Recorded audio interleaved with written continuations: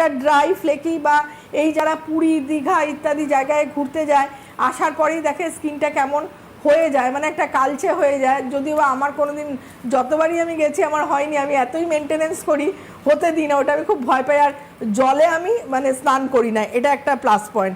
এটা হচ্ছে সমুদ্রে নামো না, না, পা ভেজাই কিন্তু বডিতে আমি দিই না। তো সেক্ষেত্রে আমি বলবো যে বডি পলিশ একদম এইভাবে সপ্তাহে 2 দিন কি 3 দিন একদম রিলিজিয়াসলি ফলো করবে, এরকমভাবে লাগাবে, মুখেতেও লাগাবে, বডিতেও লাগাবে। রোজ পিওর অয়েল আছে বলে এটার স্মেলটা এত সুন্দর, মানে একটা ফিল গুড একটা ফ্যাক্টর কাজ করে।